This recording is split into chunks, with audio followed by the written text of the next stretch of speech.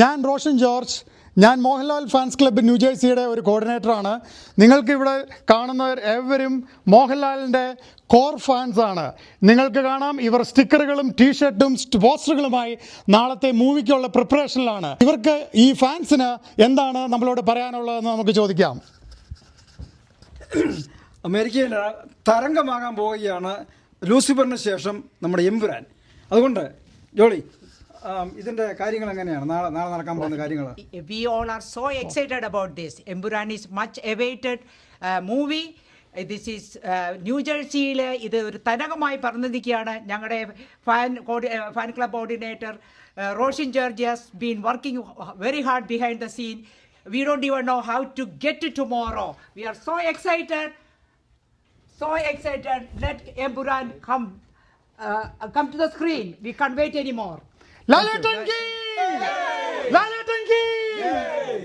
We fans of Mohanlal in the North Jersey is waiting for the exciting, electrifying, explosive Empuran release tomorrow. Are you ready? Yeah! Are you ready for tomorrow? Yeah!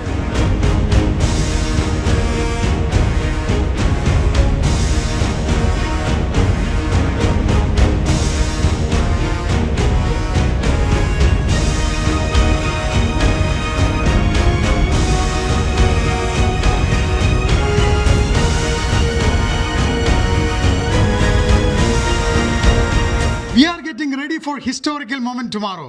As you can see, hundreds of posters getting ready. Banners are getting ready. T-shirts are getting ready. It's going to be a sleepless night tonight. We are so excited. Are you guys going to join us? We have created a very big film. നമ്മുടെ ഈ cinema ഇന്ത്യയിൽ മാത്രമല്ല globally വളരെയധികം വലിയ നല്ല റിസപ്ഷനാണ് ഞങ്ങൾക്ക് തന്നിരിക്കുന്നത്, കാണാൻ സാധിച്ചിരിക്കുന്നത്. എല്ലാവരും they are all waiting to watch this film.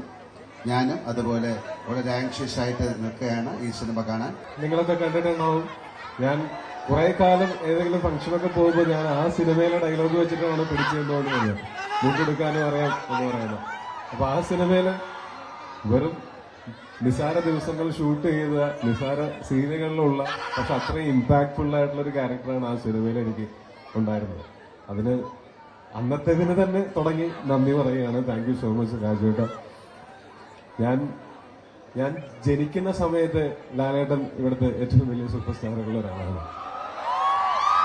ഞാൻ സിനിമയിൽ അഭിനയിച്ചു തുടങ്ങുന്ന സമയത്ത് ലാലേട്ടൻ അതേപോലെ തന്നെ അതിനേക്കാളും വലിയ സൂപ്പർ സ്റ്റാർ ആയിട്ട് നിൽപ്പുണ്ട്.